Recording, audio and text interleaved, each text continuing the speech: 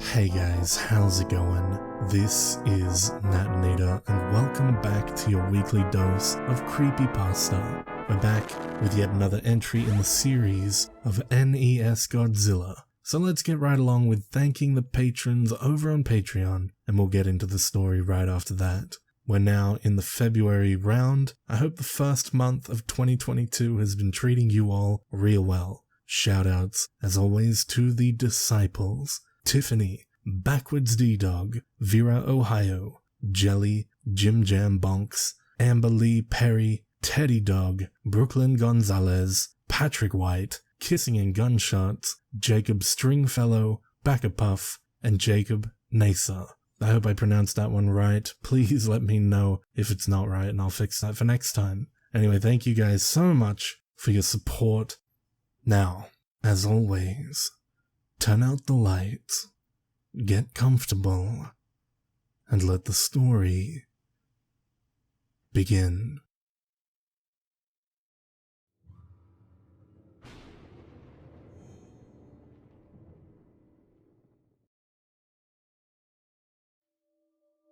After that, the game went back to the board screen. It was all I could do not to burst out screaming, and my hands were shaking so bad I could barely hold the controller. I knew the game was going to test me if I kept playing, but I had no idea it would go so far, or that it was even capable of doing what it just did. I could feel my brain going haywire as I asked myself, did the game just read my mind? That didn't seem possible, but what other explanation was there? It was then that I could no longer deny what now seemed obvious. This game is alive. And not only that, it can also establish some kind of mental connection with the player. And yet, I couldn't convince myself to stop playing. I don't know if it was the game messing with my mind, or just my stubborn curiosity, but even with the previous revelation, I really wanted to see this through to the end, even more than I did before I beat dementia. Terrifying as it might be, even dangerous, I knew that if I quit playing, I'd never be able to stop thinking about it. If I tried to restart the game, it might go back to being normal again. How many people ever get to witness something like this firsthand, let alone be able to take screenshots of the whole thing? Fucked up as it was, this was the experience of a lifetime. But even so, I couldn't take any chances with my health. I had the TV remote right next to me, ready to turn the TV off in case I felt I was in actual danger. And if that didn't work, I would pull the plug out of the wall or just run out of the room. Surely that would be enough. Whatever powers the game has, it seemed to be confined to what it can show on the TV, and whatever its mental connection could do. The latter was what worried me. I still didn't know what I was dealing with, so I wasn't about to underestimate it. I took a break for a few minutes to calm my nerves, and then it was back to the game. And speaking of TVs, there was a TV screen icon right below the white forest I had just left. And because the first animation was so bizarre, I figured I'd try another to see what happens. Although I expected the same animation, I actually got a totally different one. This one was a blue fish person with wide yellow eyes, its mouth gaping open and closed on a loop. Weird. The music for this one was the Neptune board music. Fitting, I suppose, since it's a fishman and all. I can't help but wonder what the point of these things are. There was one more TV screen icon, so I figured it must have a unique animation of its own. I was going to make sure to see what it was before I left Entropy. But then it was time for another level. The gold brick icon was the closest thing, so I went to that. and I started up in a gold labyrinth level. My health and power were refilled. Not sure how or why, but I was glad not to be heading into the unknown nearly dead. I also noticed that my Mothra sprite had shrunk to half its original size. The music was a slow, ominous drum beat, with female vocals kicking in about a minute into it, quite haunting. The gold labyrinth itself was an anomaly. I'm not sure how this level would have played out if I was using Godzilla or Anguirus, because flying seemed necessary just to get around this place. Another thing that caught my attention was that when you go left, your monster actually turns and faces the left. That sounds stupidly obvious, but in the original game, you were only supposed to move to the right, so when you tried to move left, your monster ended up walking or flying backwards. This level was apparently gigantic in size, because every time I thought I reached an end to it, or thought I was going to end up back where I started, I encountered something totally new. Things like lava blockades, new enemies, and statue faces. And I found one statue face at a dead end, with a wide, open-eyed stare. The night Melissa died, she had an expression on her face that looked exactly like this the whole time. Even when she got hit by the truck, she still had that same expression. I can't help but feel like something really is staring at me from behind the screen when I look at this.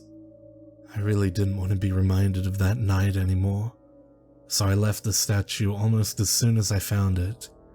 I needed to find the exit anyway, which proved to be no simple task. It felt like this level stretched on forever in all directions. I must have wandered around the level for at least 15 minutes before I finally saw something. It was a creature that wasn't gold, seemingly the only one of its kind in the level, lacking any kind of hover ability like the other creatures. It just walked back and forth on the platform.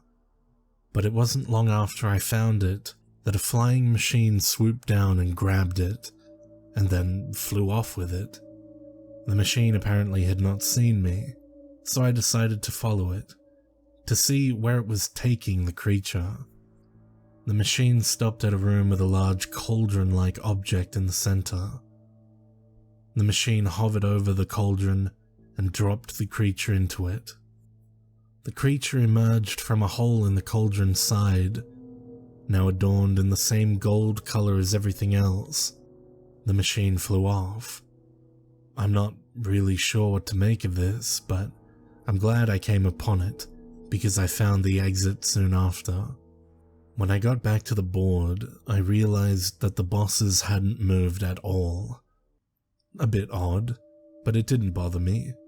It made planning my route through Entropy easier. There were still 2 new icons to explore, the Indigo Cliffs and a black version of the Labyrinth. Since there were only 3 black Labyrinth icons, which were surrounded by bosses, I played the Indigo Cliffs first. It was a lot like the blue and green mountains. The level graphics had the same shredded look to it.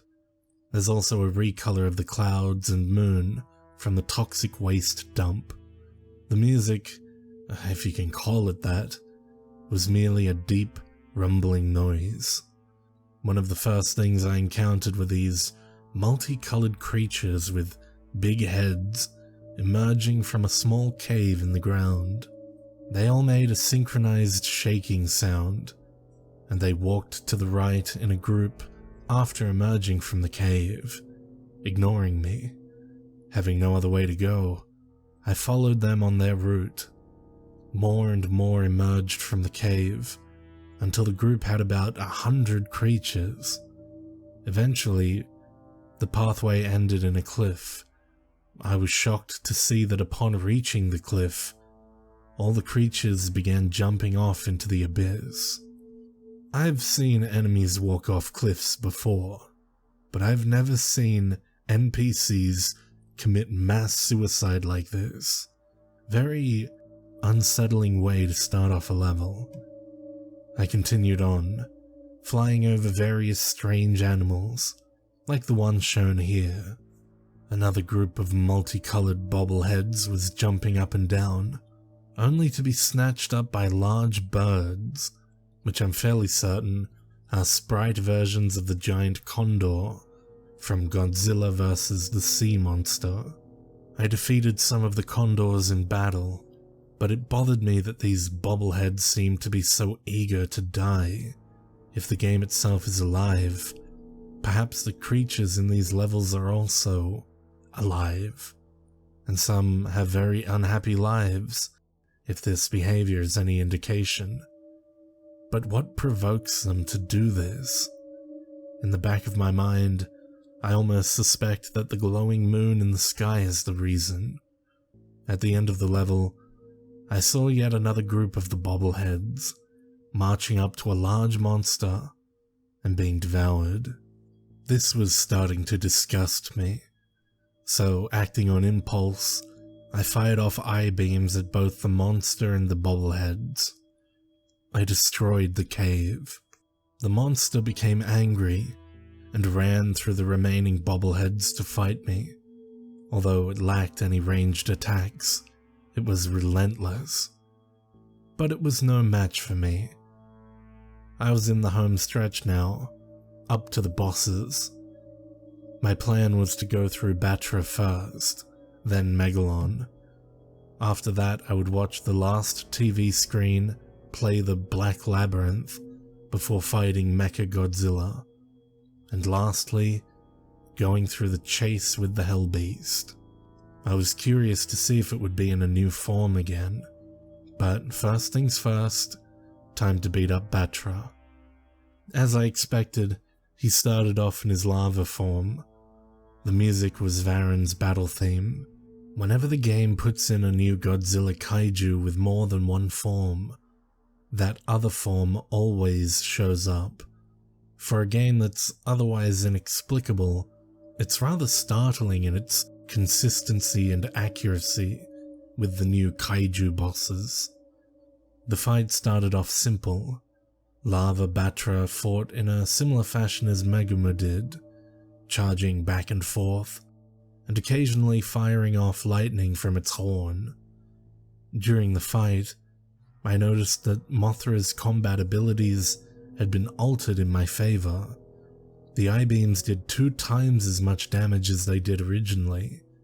Now, they were as strong as Godzilla's punches. The poison powder was similarly improved. It also did this nice thing, where it would actually hit an enemy when you used it. In the original game, even though Mothra could fly, she was unable to fly over an opponent. You would get knocked back, the same way as if you just ran straight into them, which was extremely annoying. But not anymore. I could change direction and fly around, which was a big help, because fighting Imago Batra is much like fighting a clone Mothra, although Batra is distinctly faster and stronger. No longer impeded by its slow-moving lava form, Imago Batra was a fearsome opponent. Although it lacked the horn lightning, it now had a new, more powerful I-beam. Batra could change direction just like I could, so this battle involved a lot of flipping and flying around. It was pretty damn fun, to be honest. So after defeating Batra, I was excited to see what Megalon would be like. But first, I went through an Indigo Cliffs level and shot through a lot of the creatures for the health power-ups. So, about Megalon. His music was Gigan's theme. Makes sense, since Gigan was his battle partner in Megalon's one, and so far only, film appearance.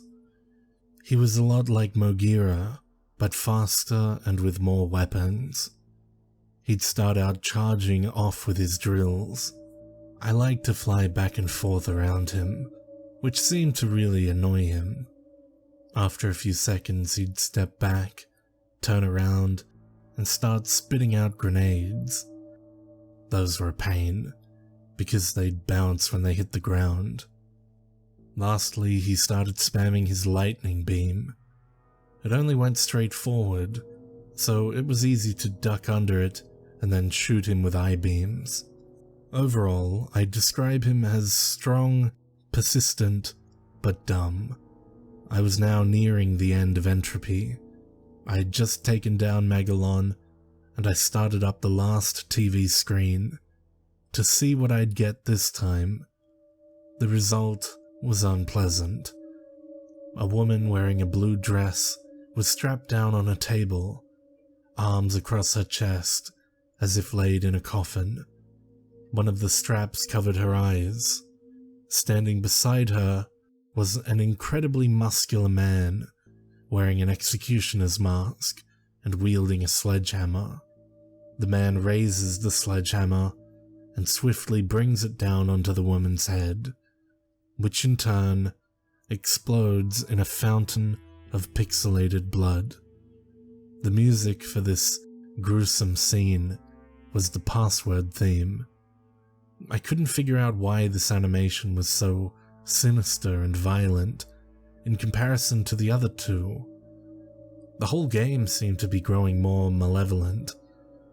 As I went on to finish Entropy, I began to feel drained. It's hard to describe, like I had suddenly become tired when I wasn't before. Most likely it was just the tension from all that had happened in this game getting to me, but who knows. The last level type on Entropy is what I call the Shadow Labyrinth. The scenery was recolored from gold to black. The music was an evil ambiance, similar to the unforgiving Cold Loop, but distinctly different.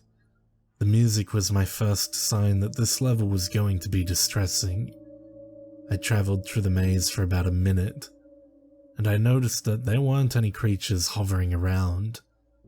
It was an odd transition from the Gold Labyrinth, which was overrun with creatures, to this level that had nothing at all. But then this might be a good thing. Maybe there wouldn't be any obstacles and I could get through the level with ease. And then the screen went dark, and immediately I snapped out of my daze from a few seconds earlier. Everything had been darkened so that the only thing I could see was the Mothra sprite. I couldn't tell where I was going, and I ended up frantically running into walls.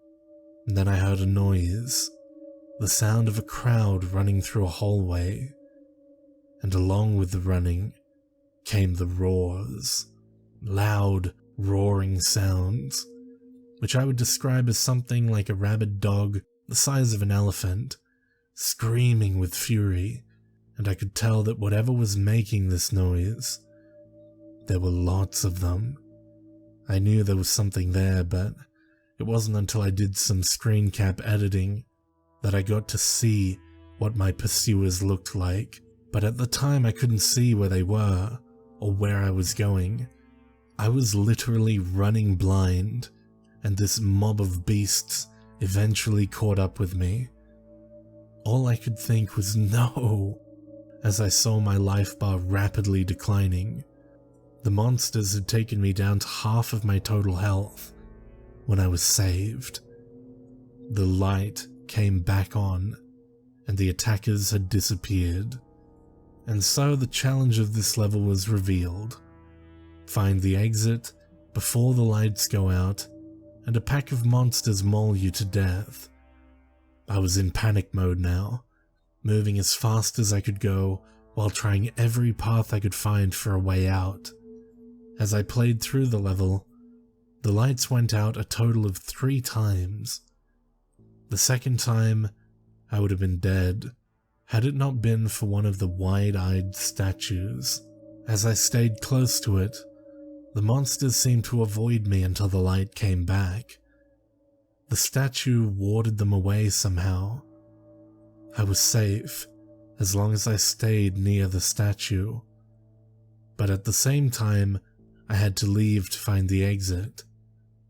The Shadow Labyrinth turned out to be much smaller than the Gold Labyrinth, as it only took about 6 minutes to navigate to the end. But before the exit, there was a row of halls leading straight down with no way out once entered. You either got to the exit before the monsters reached you, or you died. Only one more boss, Mecha Godzilla. I started the battle and got something unexpected. Not only did my life shoot back up to 100% again, seems to do that randomly, but instead of a replacement boss, I was fighting Godzilla. But any Godzilla fan worth their salt can figure this out. Mecha Godzilla started off like fighting a clone Godzilla, but his disguise burned away after only 3 life bars. Usually a transformation only occurred at the halfway point. At this point, it was like fighting Mecha Godzilla in the normal game. It felt kinda nice to fight one of the original game enemies for a change. Although he wasn't exactly like normal, he also had a rainbow beam and finger missiles. This prevented me from doing the old trick of backing him in the corner and hitting him with I-beams in a spot where he can't hit me. But that was always a cheap trick anyway. But after getting him down to half his health, something weird started to happen. His sprite started to glitch, in much the same way as Ghidorah had back in the first world. After a few seconds, the glitches began to form a new shape, and thus the game had created not Mecha Godzilla, and I discovered that this visual glitch was somehow related to the game recreating things. The human face on this one gives it a very uncanny look. It was one of the stronger replacement monsters, and had the most firepower. Pictured here is its mouth beam, which I got caught in the middle of. Even though it was a bit stronger, it was also slower than its original counterpart, and couldn't jump around as much. I won the fight by constantly staying out of its line of fire, bombarding the machine with poison powder as I flew over it. One last thing to do, the Hell Beast chase. Oh boy, might as well just get this over with, I thought. The Entropy end chase ended up being exactly what I was afraid it would be, a labyrinth level. All the other chases, although difficult, were extremely straightforward. You just had to run to the right and not get touched. But this took all the simplicity out of it. There was no telling how big this labyrinth would be, or where the exit was. And now not only did I have to constantly backtrack to find my way out, I also had to avoid getting one hit killed by the red monster. And for those first 30 seconds, it didn't show up, but I knew it would. And as I started picking up the pace, I heard a loud, flapping noise. And there it was, in a flying form. It flew with bat-like wings, and was as fast and relentless as ever. For reasons already stated, this was probably the most nerve-wracking of all the end chases, and as such, I had to keep my focus on the game and not taking screen caps. However, I did take one of the red monster doing something I found very interesting. I'd managed to lose it by going through a different path than it apparently expected, and it was blocked from attacking me by one of the organic walls of the red labyrinth. Or so I thought. It tried clawing through the wall for a second, before opening up its mouth and tearing the wall apart with the intestine jaws. But those brief milliseconds that the monster was held back might have been the key to me finding the exit. The path to the exit was long and complex, but from what I remember, I went up and then back toward the left. I'm still not sure why I chose that particular way. Just a lucky hunch, I suppose. I was sweating profusely, but my luck had saved me yet again. I hoped that it wouldn't run out before I finished the game. There were only 2 more worlds to go. Next was the penultimate world called Extras.